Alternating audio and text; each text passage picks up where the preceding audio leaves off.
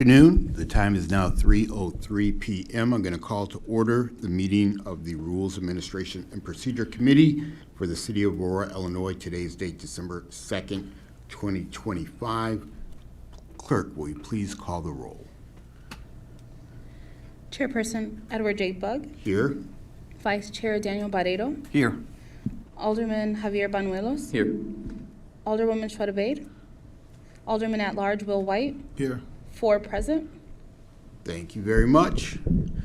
First item on our agenda today is the approval of the minutes 25-0964, approval of the minutes of the RAP Committee meeting held on November 18th, 2025. Do I hear a motion?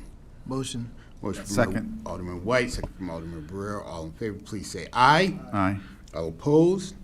Ayes have it 4-0.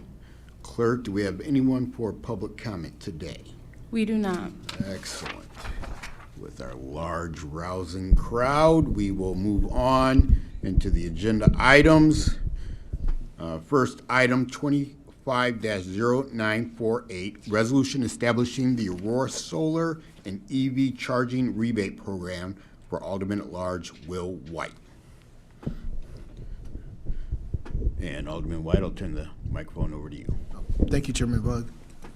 So this rebate program is designed to incentivize Aurora residents who aspire to move into solar panel or EV charging for their vehicles. It is a program that is designed to assist individuals to move to renewable energy. And the purpose of it really is to defray some of that cost, because it is somewhat cost prohibitive for individuals to move to renewable energy. So what I've decided to do is offer $1,000 rebate for those who are interested in adding solar panels, as well as $500 rebate for those who are interested in adding an EV charging station. And I chose to do this because when I first was appointed, I received quite a few emails as well as individuals coming to me asking if I would continue Mayor John Lash's EV and solar rebate program because they didn't have a chance to take advantage of it when he was an alderman at large. So I decided to extend it for another year and also retroact it as well. So from January 1st, 2025 to December 31st, 2026, a 2-year period. If you have already completed the installation or plan to complete the installation by December 31st, 2026, residents are more than welcome to apply. Okay. So at that time, they'll be sending in retroactive receipts. Yes, and, that is correct. Proving their, okay. Okay, any questions or comments from the committee today? Yeah, I just had a question, just for curiosity. I'm familiar with solar, the cost for solar, but what is the cost? What's it like a typical cost for a charging station? Great question. So depending on the level of grade, it can run from $2,500 to $6,500. Depends on if the certain equipment is already in place in terms of electrical. So if you have to upgrade your electric, it does go up to maybe $8,000, $9,000, especially if you're trying to put it in your garage. But typically it's between $2,500 to $5,500.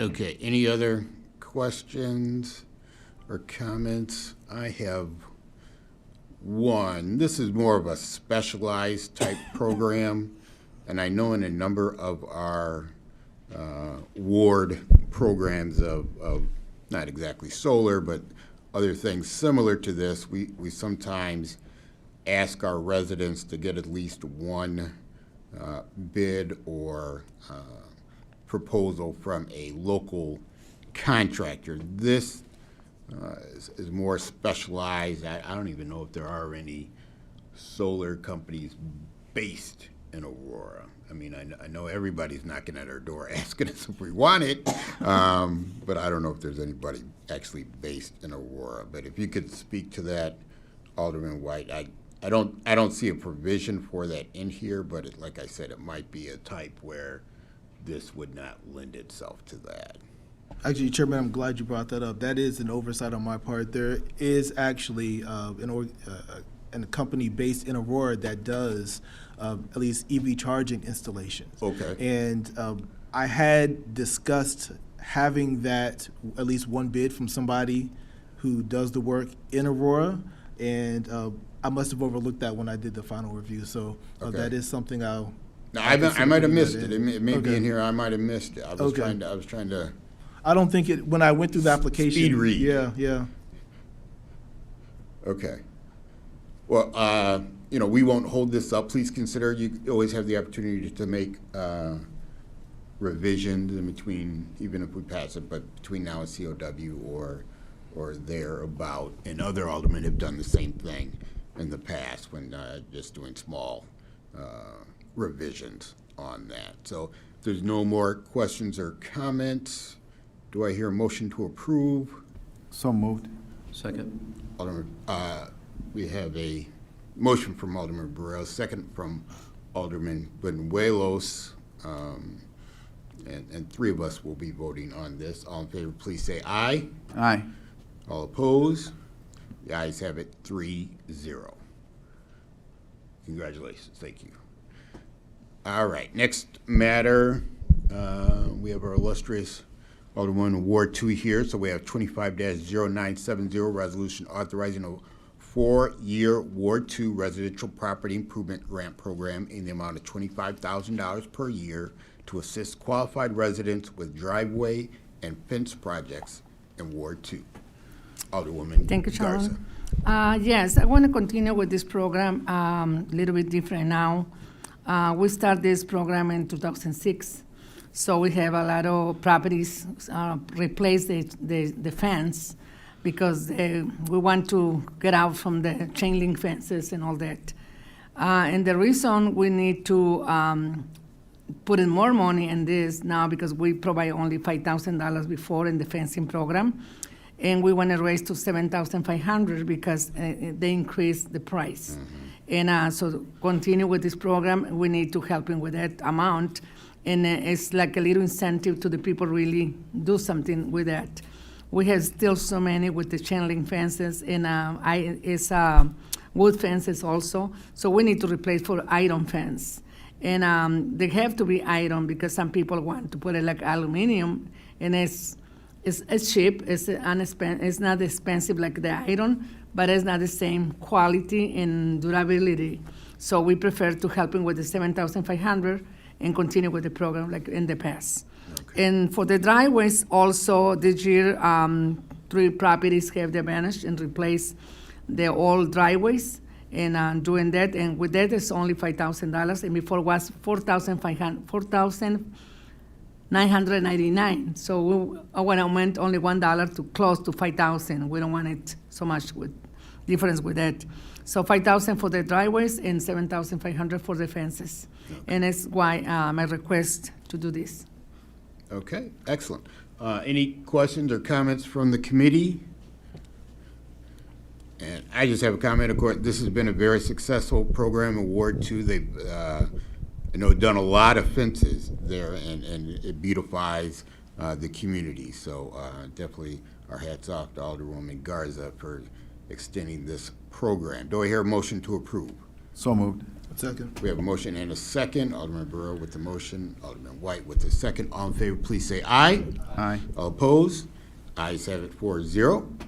Congratulations. Thank you. And next we have one of our audience members coming forward, 25-0978, resolution approving Ward 3 facade and site improvement grant program in partnership with the Aurora Regional Economic Alliance Foundation. Alderman Masiacos, of course, you could stay there at the podium. You're welcome to come up to the dais, whatever is best for you. Thank you, Chairman. Thank you, members of the committee. Just wanted to see what it's like at this podium. So It's kind of weird. good feel, isn't it?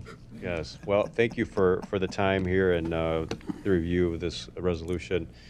It's a renewal I'm looking for. It started about 4 years ago, this program in the 3rd Ward, especially during COVID when times were tough and people were having a hard time making improvements. So I want to make sure we don't have a lot of big box stores in the 3rd Ward. We have a lot of family-owned types businesses, small business types, and want to make sure that they have the support to maintain their properties, maintain the values of their properties, and also the neighbors around them, especially when they have a lot of residential. So it started out with about 15,000, but the last round we raised it to 25,000, matching dollar for dollar, up to $25,000 for anything on the outside, whether it's on a roof, driveway, a signage for the building. Maybe somebody's trying to open up a business and doesn't have enough money for signage. I've had that happen a couple times. This will help out with the signage as long as they reach a $5,000 threshold for their project. So we want to make sure that they're concretely fixing things and making the neighborhoods look good and strong. So I appreciate your consideration moving this forward for approval. If you have any questions, I'm here. Coming straight from a meeting, so I didn't have time to bring my iPad, so forgive me if I don't have the docket in front of me like you do. That's all right. All right. Any questions, comments from the committee? Just one. Alderman Burrow. Can you give us an example of a business that took advantage of this, just for our benefit? The first one that took advantage of it was Hill Avenue Banquets. They had a fire, and the insurance company wasn't coming through with everything they needed to rebuild. So they qualified for the full $15,000. Right now, we have one that started the process before the expiration of this program, and right now they're waiting for they're in a pipeline right now for a $25,000 reimbursement as well, pending approval for this. It's a challenge. Things are getting more expensive, as we all know. We hear it every ward, I'm sure. But yeah, Hill Avenue was the first one. But like I said, we have one in the pipeline. Part of the challenge getting to this point was with legal and reviews back and forth, and myself finding the time and the drafts back and forth. Always trying to fine tune it as well. So, and then also with Alliance and all the imbalance of trying to figure out, because it started off with Invest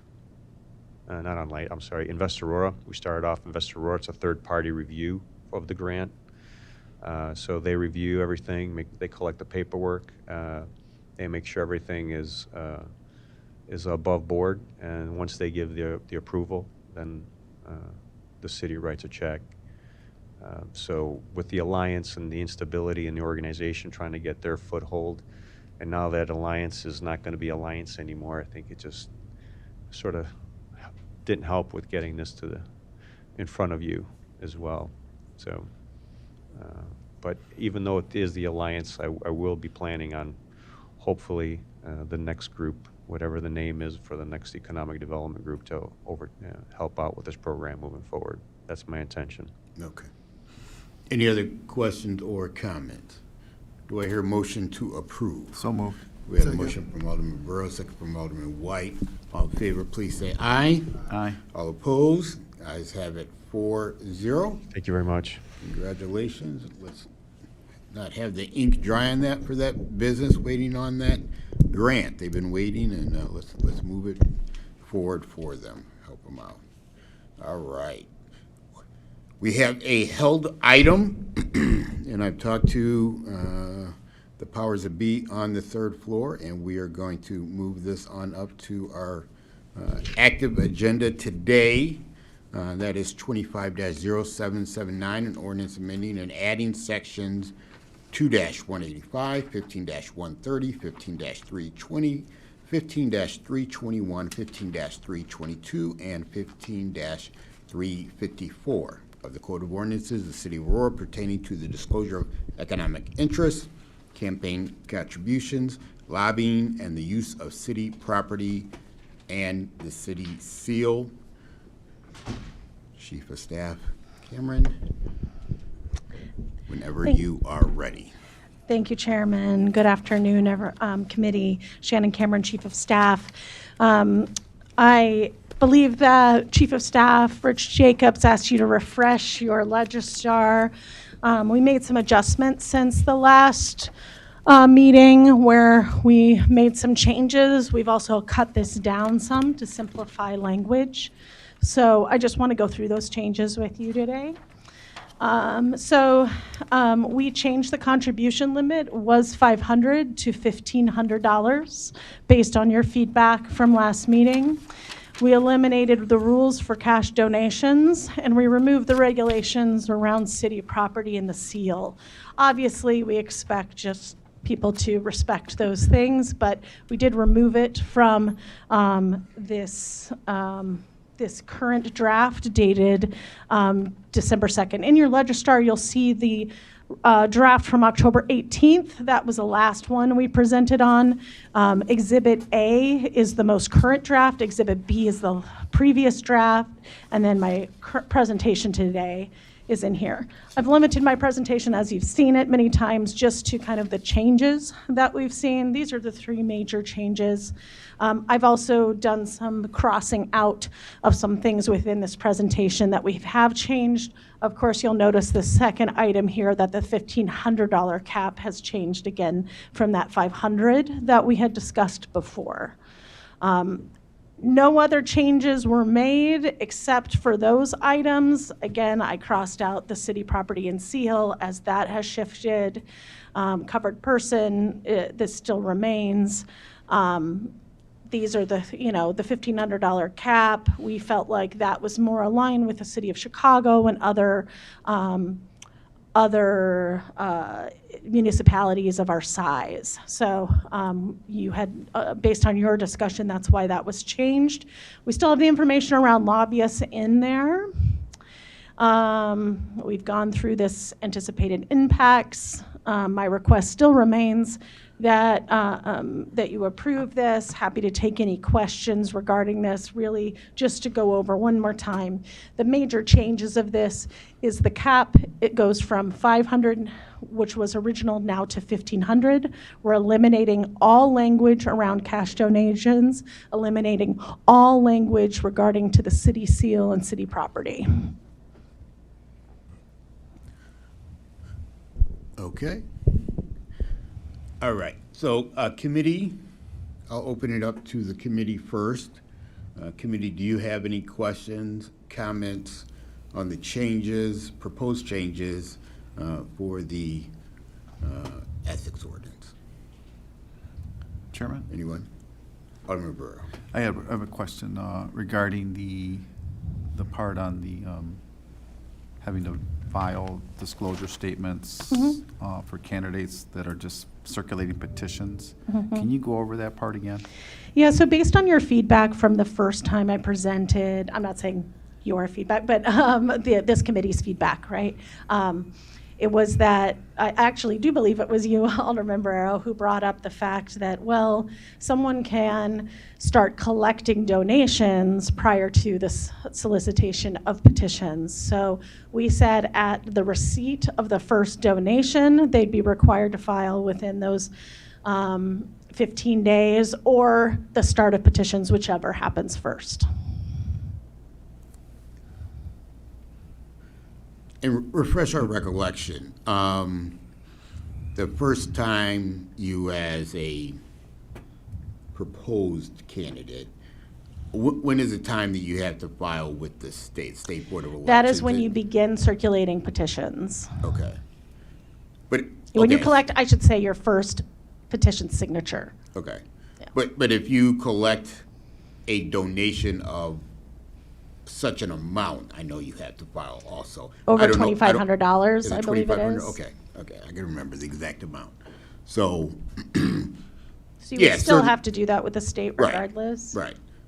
So certainly if someone collects a So is our- $2,500 donation, you are serious about, walking, getting those petition signatures and moving forward.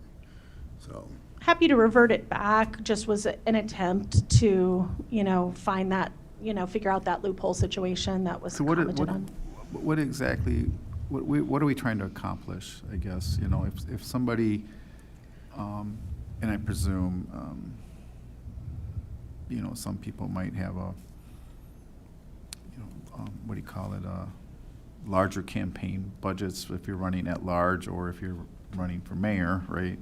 Sure. And you're probably gonna need more lead time too, as opposed to ward aldermen have smaller budgets and may not hit that threshold. So, you know, if there is a, let's say, a candidate that has raised more than 5,000, then they would file with the state, and so then there's transparency there. People can go to the State Board of Elections website and see all their donations and filings. So what is the benefit of them then now filing this disclosure statements with the city clerk?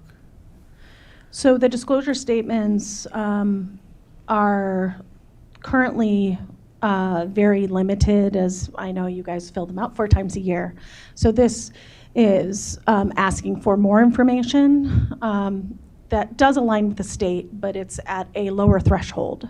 So I think what we're trying to achieve here, I think that was the basis of your question, is more transparency up front early.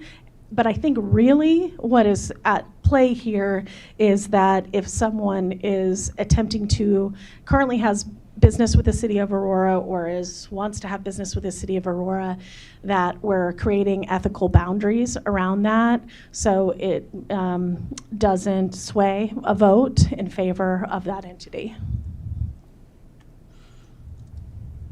But they're not even an elected official. They're just Not yet, They're just correct. They're not even on the ballot yet. Correct. And again, that was brought up specifically based on your point that they could start raising money. So it was, we can revert it back. That's no problem. Yeah, I guess to me it seems like people they're not candidates until they file their paperwork, and at that time that's when the disclosure statements are filed. So And this. because sometimes people will change their mind. Correct. So just going back to covered person, this is tied to state law when a person becomes a candidate, which is circulating petitions. It's not when they get all of their signatures. It's not when they submit that to whatever entity, whether that's the county office, you know, the clerk, the state, going down to Springfield, wherever it is. This is how they define it. So we actually, based on your comments, changed that to make it, but we can change it back to this. But I would say, you know, I think staff's recommendation is staying with the state on the definition, because that is an update election law from the state of Illinois. But who else require, I mean, there's not a lot of places that require that they file a disclosure when they're circulating petitions. The state, you know, obviously does consider this if you are raising, you know, your certain amount Right, by that exactly, time. right. Yeah. So it's already being done through the state. At a much higher level, I would say, because looking at statewide elections, of course, again, just to your point, as someone running for at-large would probably need more funds than a ward alderman, just like a state, you know, somebody running for the state would need considerably more, right, for a statewide race. But I think the underlying basis, to move this along, the underlying basis comes back to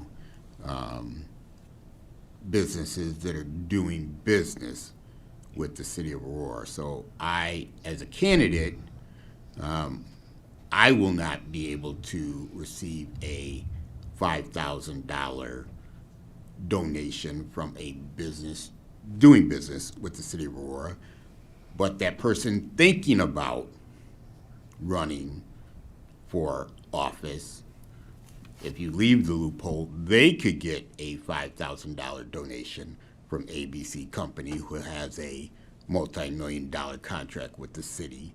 I couldn't, as a sitting elected official, but that person thinking about possibly even running against me could receive that donation. So we want to try and close that, and doing it under the guidelines of what the state has already written. Covered person starts circulating the petitions. That's, you know, they are a quote unquote a candidate at that time. So, Correct. You know, Yeah, You know, so it's, there wouldn't be an uneven playing field at that point, where someone could be raising a lot of money for months before, before petition season even started, for example, and then you, as maybe an incumbent, would have far stricter regulations. I think that we were trying to answer that issue that came up against the dais, with the dais. okay. And the second point to what you mentioned, Alderman Barrero, and I'm glad our fine clerk walked in the door, because I was gonna bring her up, and then lo and behold, she walked in. So part of this is to gain more information for our disclosure, but to do it less times a year. So it's less of a burden on the clerk and her office. She has enough work to do. We don't need to give her more. So we're collecting more information once, but less times per year. So that was kind of part of the impetus of that part. Any other questions? I do have a question on something we removed, because I had not discussed this. We took out the part on the seal, maybe to make it more brief, maybe to move things along. I think it was, there was some discussion that complicated the matter regarding things like the golf course and things like that. Okay. The mayor had made the decision and suggested that we just remove that portion. I think, of course, it's important to separate yourself as candidate versus elected official, and I, hope people would consider that as they will run. But some of that is well, it's hard to, I think, always enforce in a certain way. Some of it is easy if you're here and, doing certain things, but other times I think it was just maybe we felt like belaboring something that was, not really the heart of the ordinance, and we just wanted to simplify it for everybody since we kind of got stuck in details that I don't think was the true meaning of the ordinance. Okay. Can I comment on that? Yeah, go ahead, and I'm going to come right behind you. Yeah, so the part I had a hard time with was the fact that a lot of times we go to events and we wear a shirt that has a city seal on it, just so people know who we are, or we have a name tag, and a lot of times there's pictures, and then those pictures find their way to social media and other places. So it's not like we're trying to do it for campaigning, but it just seems like a lot of times we're in pictures where we're wearing a city seal. So it's not like, Yeah, like I it's think intentional to Sure, I think to it's commingle the totally, two. I think within how it was originally, the idea was that just being conscious of that, and that as a candidate, you're, separating you as a candidate versus as, someone going to an event as an alderman, supporting that is never an issue, right? We expect you to rep the city because you are an alderperson and you're supporting that community event as an alderperson. Now, if you're using campaign funds to support that community event, you'd be, showing up as somebody campaigning, which is a little different. But, I think that's where it was. But that's what I mean. We just kind of cut that out to not overcomplicate things. So coming back, and of course, I don't want to hold this up whatsoever. It's very important legislation. And maybe we can talk after this offline. Sure. We continue, could we, I mean, I apologize, go ahead. Oh, no. And if we bring maybe a smaller part of that back, because it's important, we know generally what we should do, I believe.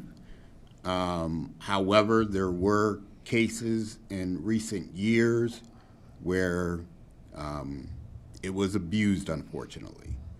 And certainly not the scenario that Alderman Barrero was talking about, but someone or people wearing the city seal, fully campaigning at the time with the city seal on. And I believe most of the elected officials know that that is not proper, but not everyone has towed that line. So I definitely want, I feel like we need to have a piece of that, at least in here. And even, you know, the sticking point, and I was definitely going back and forth, and I think we can even craft an exception. So Alderman Nunez had an excellent point about at least that one entity, our golf course, it is a city property, you know, but you as a quote-unquote citizen or candidate, could you know, rent out Phillips Park Golf Course and hold a quote-unquote fundraiser there? And so it was an excellent point. You know, I never did it, but I think it would be fun. But you know, just you know, in a way, and not only to use our city, you know, promote our city, but you know, but we know they would be using campaign funds. So to create a way that you would be able to do that, and at that time you would be allowed to, of course, wear your campaign gear to your own golf outing if you've rented out the golf course. So that was just one exception. I can't think of very many other buildings that an elected official would rent out and have a need to wear that type of attire and you know, either campaign attire or vice versa. But the golf course, certainly an exception. I think we can carve something out, create something. So if a elected official wanted to do that, that you know, we have an asterisk or an exemption for the golf course. Yeah, So- I mean, we can work on something like that and send it out maybe for review of the RAP committee for comment prior, if that would be okay. Just another question, you know, just as a city employees, we're not allowed to wear, you know, city branded things if we're out knocking doors or whatever. And in fact, you know, some of us would not be knocking doors, period, right, for certain reasons. But you know, we could just kind of take that employee information and modify maybe that language and put that in there, so it's similar. And I think that may satisfy that need, just to kind of delineate the two roles, the dualities that you all have as elected officials and maybe campaigning. So. Right. And certainly, you know, elected officials, rightfully so, are held to a higher standard. And I know different elected officials do it differently. You're often going from having the elected official hat to helping someone on a campaign. That's we are, you know, unofficially politicians, I guess. So, you know, it's not unusual, you know, and working with our chief of staff, Mr. Jacobs, having, you know, he gives us great guidelines and great reminders for us. You know, if you're going to go to that other event, you know, take that shirt off and put on a different shirt and go have a great time. So, yeah, if we just put in some very minor things that are directed toward those, you know, not having the seal when you're campaigning, and things of that nature, I think that would very simply would bring home the point, and we don't have to belabor it. Okay. Any other questions or comments? Alderman Boone-Wales. Thank you, Chairman. But I just have a quick question. So with the $1,500 cap, I had it at, I had the issue with the 500, so 1,500 is good. But I have a question regarding these businesses. If they are submitting an application or trying to do business with Aurora, will they have to list if they've given a contribution of more of $1,500 or more? So you mean in the application Yes. itself? No, I don't believe. I'll look back in any of our liquor applications, things like that. We don't have anything about their donation amounts, correct? Yeah. It would be, the time to disclose for them is when they're making that donation. They need to understand that they wouldn't be able to go above that $1,500 cap. They can give you $1,000, they can give you $1,499, but once they hit that, that's when it becomes a problem. But then does that fall on the candidate? So in some ways, yes, just like any candidate would, there could be, if they're giving you $2,000, Right. if you all accept this as it stands right now, it could be that someone were to suggest that is an ethics violation. If you didn't know and it was an honest mistake, you just return that donation over the amount of the cap.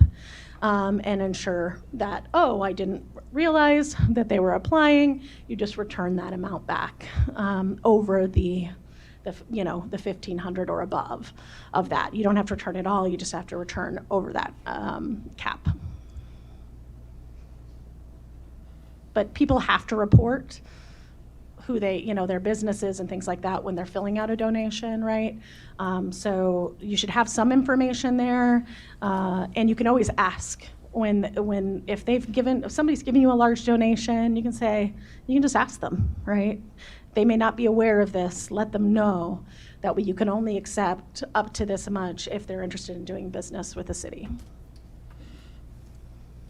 And of course, as a candidate or elected official, of course, once you're disclosing that for State Board of Elections, you have to obtain really a lot, well, I say a lot, but a good deal of information from them anyway to report it to the board. So you're already doing it. You're just including the piece where it impacts Aurora. That was an excellent question, Alderman Benuelos, and I'm going to follow up to that.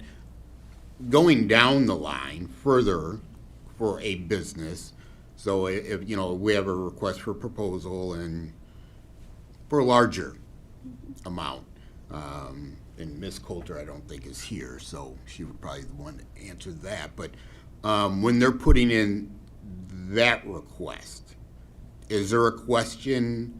Have you donated money to an elected official of the city of Aurora? So I don't think there is currently. Okay. That's not my understanding. I actually don't think it's a bad idea. I was trying to think through the First Amendment implications of that. I want to spend a little more time with it if it's something that this committee's interested in adding or wants us to research, because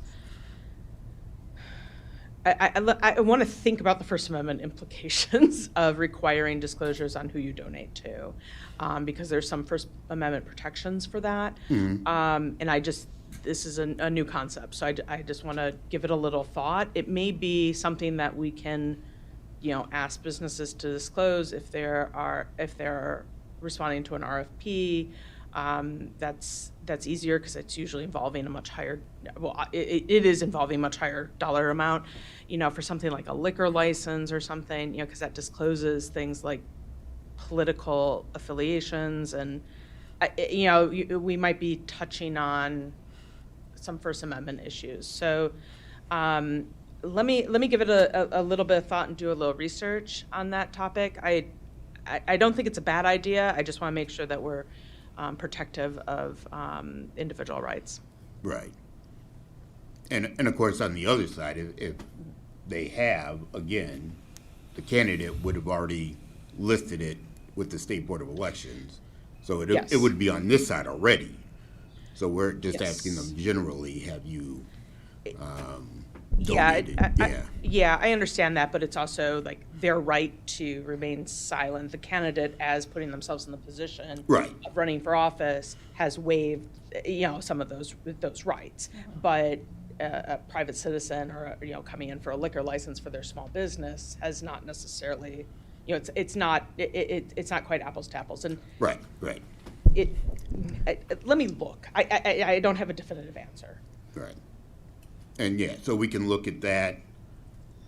I don't know if there needs to be a delineation or if there could be between, like you said, smaller liquor license versus, a big RFP, a big RFQ,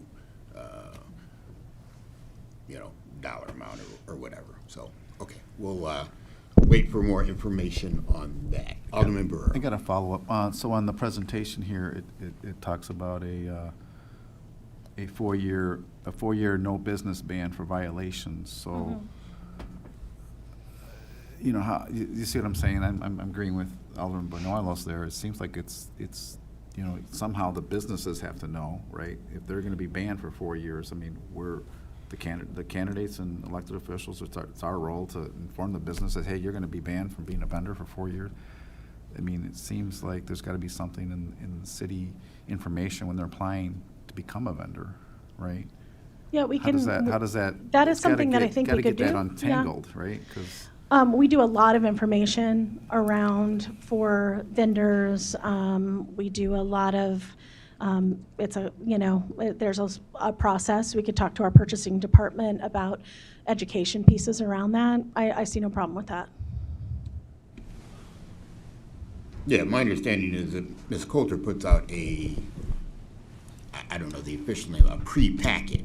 Yeah, there's a with vendor the packet people have to fill out. With the instructions and, so they get that, they go through it with a fine-tooth comb if they want to win one of these bids. So, I believe Ms. Coulter, if we would like, could add some information in there. Yeah, because the entity could, at the time, give a $2,000 donation, then now all of a sudden, hey, I might want to become a vendor now that, learn more about the city and how to become one, and because the city pushes out to recruit people to become vendors, right? And all of a sudden they want to be a vendor. So, you see And what I think the mean? So- education would be around anyone who's even thinking about that's a $1,500 cap, and we would need to put out some information to the community regarding that. We can put that in the vendor information packets. Certainly, those can, depending on where we settle with this, be happy to make sure people know. There's not interested in a gotcha game here. Really would want people to be well informed. And that's an excellent point. So now, let's say that entity gave $2,000, and then down the road, now they want to be a vendor. So is the candidate that took the money in trouble, or is it the business now that's precluded from becoming a vendor? You see what I'm saying? So it depends on how down the road you're talking about. This is within a calendar year.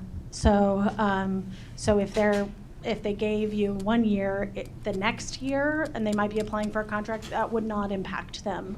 It's in the calendar year that they're impacted. So it depends on how down the road you're talking about. If it's a couple months later, they could be impacted, or you could give back the $500. But I thought it said 4 years. That They're banned for 4 years for violating it, but the donation is only looked at within 1 year.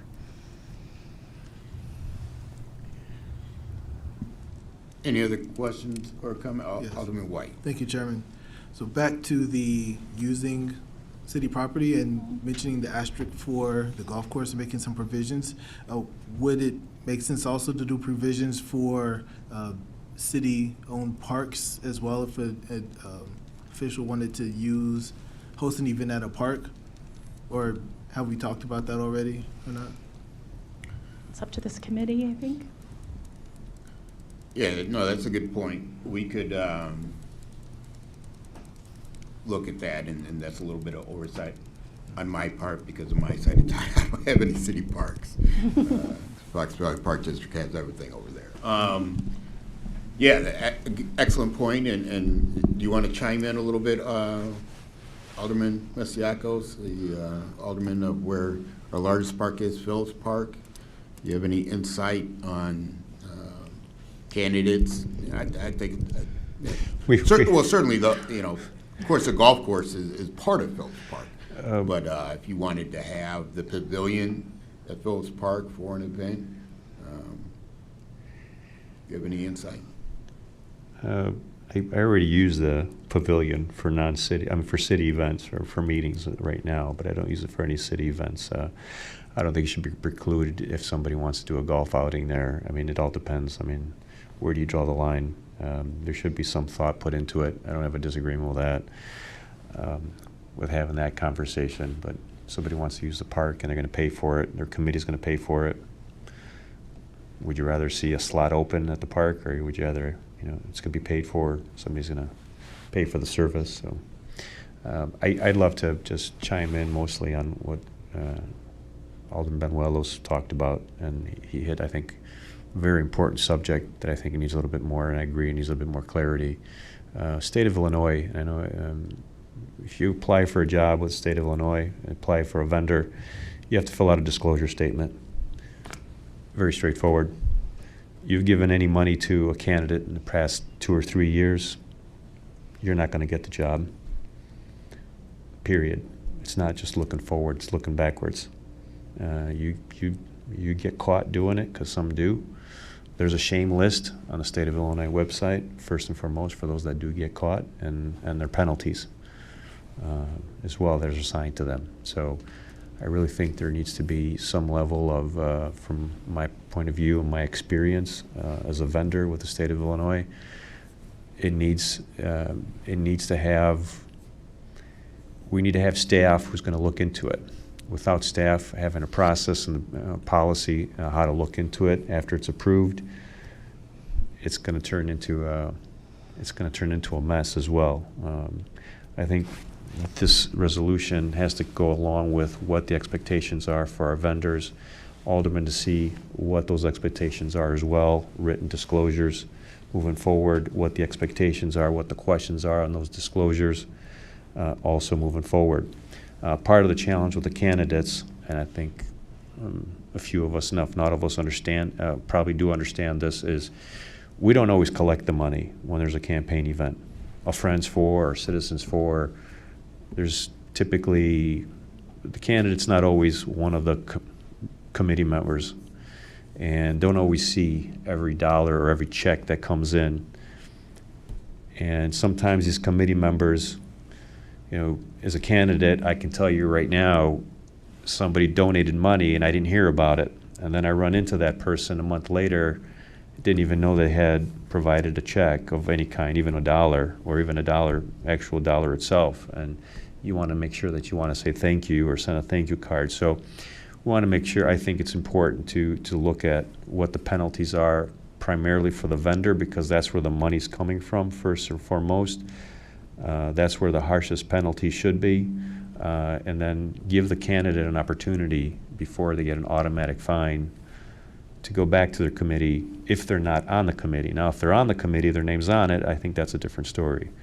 They should be right on it, hands-on, if they're taking on that responsibility. So I just want to get it out there, some thoughts in regards to this. I really like the fact that we're looking at it. The whole idea, I think, here is corporate capture, covering that, because I agree with the chairman. We have to make sure that we avoid people coming in and saying, oh, here's $5,000 for you, $5,000 for my wife, $5,000 for my company. You're already at 15 grand for a candidate. And making sure that corporations don't come in and say, I'm going to give money to you, you, and you for the next 2-3 years, and you accumulate $5,000 checks or more, or from a PAC, and then what? Then you become an elected official, right? And maybe they change the company name, and then they become somebody else, and then they're starting to bid on things. We need to have a little bit more concrete disclosure statement that covers not only the companies, but also if you ever see this disclosure statement, it's pretty incredible. It's time consuming, but it really does wake you up as a vendor and what the responsibilities are and expectations are by the state of Illinois. And you can't say later, oops, I didn't know. There's no oops. The state of Illinois is pretty straightforward. If you cross the line after you fill out that disclosure statement, you sign it, and it has to be notarized. It can't just be a simple signature as well. So, thank you, Mr. Chairman. No, thank you for the insight. And as we mentioned earlier, I believe that could be easily incorporated in with what Ms. Coulter already does. And she has a great relationship with our vendors and vendor list when they're looking for RFPs. So just another thing in the instructions to add in. And as we've already said, on our side, anyway, when you get that donation of a certain amount, according to the state, you got 15 days to report it anyway, if it's a larger one. So we're already doing the paper, on our side. We already kind of know those things and are doing that paperwork, and you'll know kind of who has larger donations, who you've received larger donations from.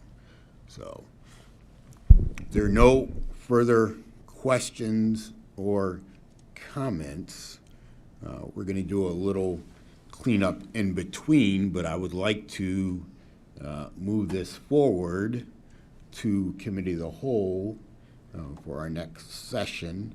So if there are no objections at this time, I'm going to ask for a motion to approve this as stated. And like I said, we're going to do a little bit of cleanup in between, but as stated with the changes from Ms. Cameron today, do I hear a motion to approve this? So moved.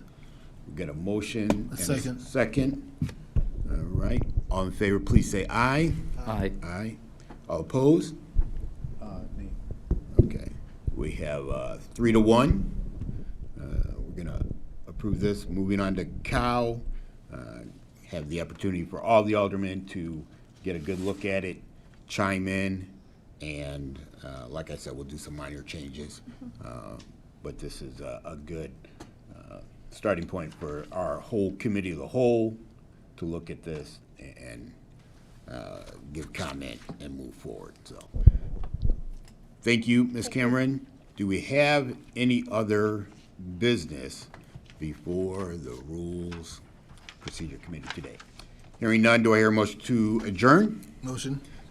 We have a motion second, Alderman White, second from Alderman Benuelos. All in favor? Aye. Aye. All opposed? We are adjourned at 3:56 p.m. Thank you all.